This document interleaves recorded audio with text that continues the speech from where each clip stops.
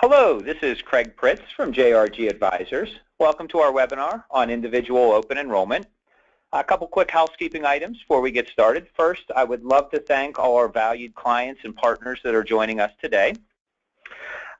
Also, when it comes to questions, if you would, please use the question and answer box in the upper right-hand corner for all your questions. We will be answering those at the end of the webinar today.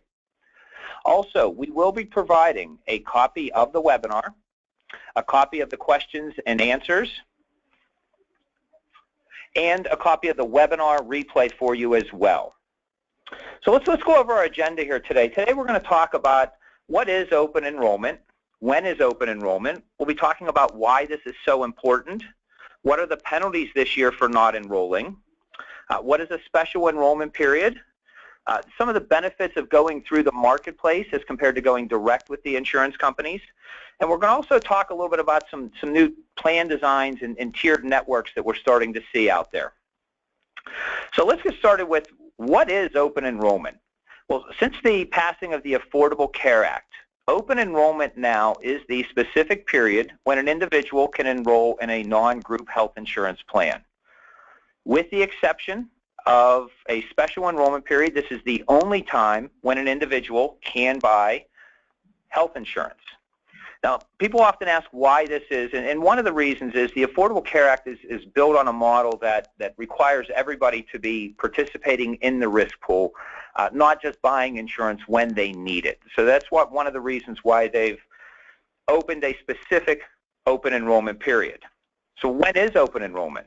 What's now? We're here. It's happening. It started November 1st. This year, open enrollment runs until January 31st.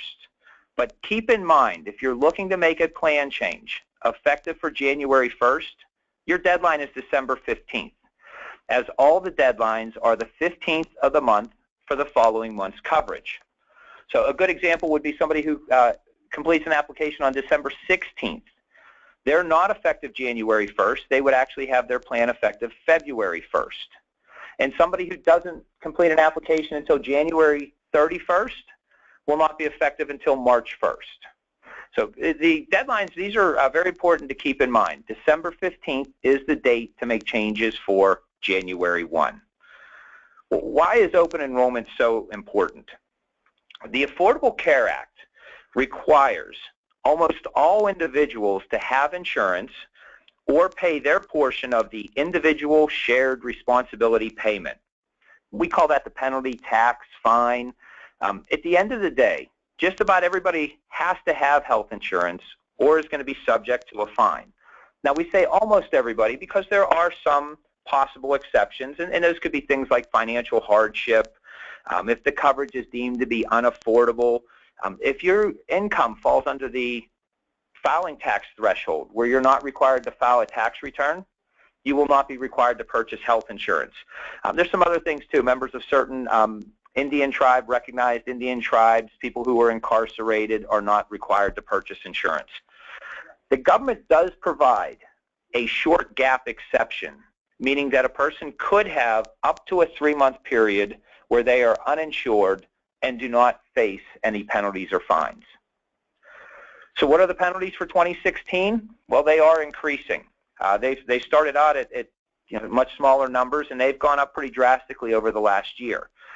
In 2016, the penalty is the greater of $695 per adult, that's $347.50 for a child, or, keep in mind, it's the greater of, or 2.5% of the household income. Couple examples. First example, single person making about $40,000 a year. These examples come directly from healthcare.gov, by the way. A person making $40,000 a year, single. They're allowed to subtract the tax filing threshold, and for a single person, that is $10,150. So we'll be using $29,850 as the number to base the penalty off of. In this case, example number 1, a single person will pay the greater of 2.5% or $695. Well, 2.5% of $29,850 is $746, which is greater than $695. That would be the penalty for this single person in 2016. Now let's take a look at the penalty for a married couple, a little bit more complex.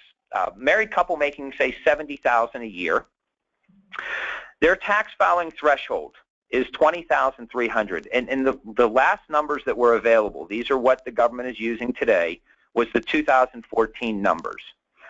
That number, $20,300 for a married couple, brings the $70,000 household income down to $49,700 for our purposes. Well, 2.5% of that comes out to be $1,242. We have to take into consideration that the national average premium for a bronze level plan is $9,792. That's the national yearly average for the plan. Well, $1,242 is less than that. The maximum is $2,085. So in our example here, because the $2,085 is higher than the $1,242, a married couple would pay $2,085 for their penalty for not having insurance in 2016, and that would be paid when they filed their tax return by April of 2017. So as you can see here, the penalties have definitely increased. They are going up. They will be adjusted in future years as well. So it is very important for people to consider enrolling in a plan because the penalties are increased considerably. I mentioned that everybody must enroll during the open enrollment period. There is an exception to that, something that is called a special enrollment period. And special enrollment periods are allotted to people who have some unique circumstances. Probably the most common would be loss of minimal essential coverage, which means you've lost your health insurance coverage that was deemed to be minimal essential. That could be because you've lost your job. Your employer decided to stop offering insurance. You could be aging off of a parent's plan. You could be turning 26 and coming off of a parent's plan. You might age, or you might come out of Medicaid. The plan might be eliminated. These are some of the reasons that cause a loss of minimal essential coverage, and that's one of the reasons that would allow a person to purchase insurance at any time through the year. Now, there are time frames there. I'll give you an example. Somebody who loses their job in, say, March and loses their health insurance at the end of March can purchase a new plan. They have 60 days from the day their plan ends to complete an application, and the application for this special enrollment becomes effective the 1st of the following month. So it does not use the 15th of the month rule when somebody is losing minimal essential coverage. Some of the other things that could cause somebody to have a special enrollment period might be marriage, birth, adopting a new child or placing a child for adoption, death of a covered individual, moving to a new service area. You obtain insurance in Western Pennsylvania and move to another state. That would open up a special enrollment period for you. Somebody who just gained citizenship, had a change in income. I'm going to address change in income separately here in 1 second. Or is being released from incarceration. The key there is being released, not escaping. But these are some of the things that could cause you to have a special enrollment period. Special enrollment periods do not always go to the first, do not always start the 1st of the following month. Some of them will use the 15th of the month rule for the following month's coverage. Only loss of a minimal essential coverage will use the 1st of the next month for your application date. So some things to keep in mind. It's important to talk to somebody when you have these changes and you are eligible for a special enrollment period. Let me go back to the change in income for just 1 second, because this one can create some confusion. I will be talking about the advantages of purchasing a plan through the marketplace in a second, and one of those advantages is the ability to obtain a subsidy. You only get that subsidy if your income falls in a certain range, and if your income changes where you become subsidy eligible, you can only obtain that subsidy if you purchase your plan through the marketplace. So a change in income opens up a special enrollment period who purchased their plans on the marketplace, but not for those who purchased their plans direct with the insurance company. As you talk to your trusted advisor, broker like us, we help explain these things to you so you understand them. But let's kind of take this a step further now and elaborate on those subsidies and the benefits of the marketplace. The first benefit is something referred to as an advanced premium tax credit. We call that a subsidy. What this is a reduction in the monthly premium for certain people who qualify based on their household size, income, and things like age. This will lower the monthly premium for them on all metal level plans offered. So they can apply the subsidy or the reduced premium to any plan that is offered to them. This is only available if the plan is purchased through the marketplace or healthcare.gov. There is also a second level there that is called a cost share reduction that some people will qualify for. The income for the cost share reductions is a little bit lower than the incomes for the subsidies. When a person qualifies for a cost share reduction, what that does is it reduces their out-of-pocket expenses. That can lower things like the deductible, their co-payments, and co-insurance, but only on silver level plans. So the cost share reduction does not apply to all metal level plans, all plans available. There are 3 levels of reduction. When somebody goes through healthcare.gov, what they see are numbers like 04, 05, and 06. A little bit confusing, but what those numbers represent is the actuarial value change. What that means, in today's world, all plans are assigned a metal level, and that metal level gives you an indication of what that plan covers, how much out of pocket. A silver level plan covers anywhere between 68 and 72% of your out-of-pocket cost. When a person qualifies for the 04 cost share reduction, that silver level plan is increased to 73% coverage. So it's a very, very minor adjustment. It might be a very small reduction in the deductible or out-of-pocket maximum. Somebody who qualifies for a cost share reduction at the 05 level means that the actuarial value of that silver level plan was changed to cover 87% of your out-of-pocket cost. Now your very high $2,500, $2,600 deductible might go down to about $500. Somebody who qualifies at the 06 level will have a plan that covers 94% of their out-of-pocket cost, their actuarial value. Now you might see that same $2,600 plan be reduced to a $100 deductible. So those are only available on the silver level plans, and those are called cost share reductions. So the subsidy and cost share reductions, I mentioned you only get those if you go through healthcare.gov, and some people may find out that they don't qualify for a subsidy in the beginning. But there still can be a benefit of using healthcare.gov to purchase your plan. Now, for the most part, the plans are the same on and off the healthcare.gov or the marketplace, but there are some exceptions. Some insurance companies offer different plans on the exchange versus off of the exchange. So that's one reason you might want to consider going through healthcare.gov, but what I considered probably to be the most important reason, I've kind of termed it as premium protection. If you do not qualify for a subsidy and you buy your plan direct with the insurance company and your income changes, unfortunately, they still want the same premium. They'll feel bad for you, but they're not going to reduce your premium. If you purchase your plan through healthcare.gov and you're not getting a subsidy in the beginning, but your income changes throughout the year to the point where you are now eligible for a subsidy, you can only get that by going through healthcare.gov. So I consider that to be premium protection for people and something to consider when weighing the options of going through healthcare.gov or going direct to an insurance company. Again, I've said it before, I'm going to just keep reiterating this, that this is one of the reasons why it's so important to talk to a trusted advisor so that they can help you understand these differences and help you make the best decisions. And while we're talking about making good decisions, one of the confusing things out there today that people really need help with is understanding the changes to the plans.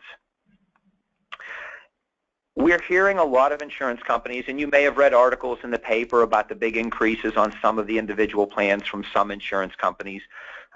That's not just in our area here. That's really something that's happening across the country.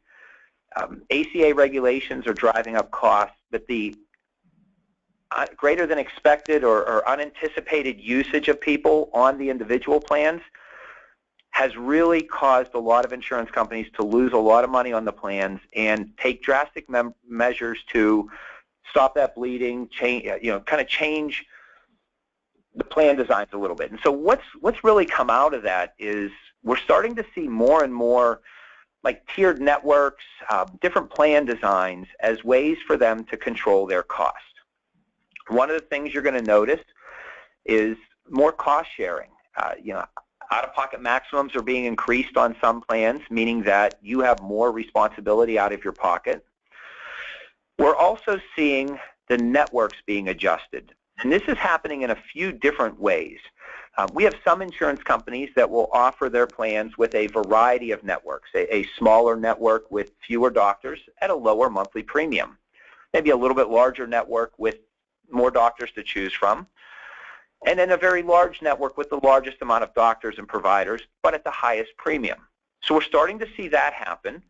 We're also seeing a lot of tiered networks. And what we're referring to when we say a tiered network is a plan that might charge different amounts when you see different providers in network. For example, you might go to hospital A and have a $500 deductible there based on the insurance company's contract with that hospital. But if you go to hospital B, you might have a $1,000 deductible at that hospital because the insurance company has negotiated a higher reimbursement there. So we're starting to see these tiered networks. These are more and more common, not only here, but across the country.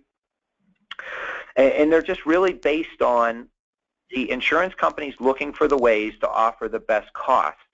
And one of the ways to do that is to not assume that everybody's going to go to the higher costing hospitals, offer plans with lower premiums, but charge the consumer more when they do go to the higher costing hospitals. One of two things happens in that scenario. A person either decides to go to the hospital that costs less, which saves them money and causes the insurance company to have a lower reimbursement, or a person decides that they need to go to the hospital that costs more, in which case they pay more out of their pocket. So these are some things we're seeing out there today. Again, I'll reiterate it again. This is why it's very important to talk to a trusted advisor. We will certainly help you understand these changes as they're coming, help you navigate the landscape, help you decide between healthcare.gov, direct to an insurance company, and help you ultimately find the best plan for your needs. Thank you very much. I do want to remind everybody, we're going to hit questions here in just a second, but I want to remind everybody that our next WebEd series will be taking place tomorrow at 10 a.m. We're going to be talking again as part of the compliance series, and in there we'll be talking about some additional healthcare reform requirements. After that, we will have another series in our WebEd installment on November 17th that will also be covering compliance. You're probably getting the message that compliance is very, very serious, and that'll be on employer reporting requirements. So what we're going to do is we're going to go ahead and wrap up at this point in time. We will be providing a copy of this, a copy of questions, answers, a replay of today's. But please reach out to us with any questions you have, any needs. We're here to help you through this process. Thank you so very much. Bye-bye.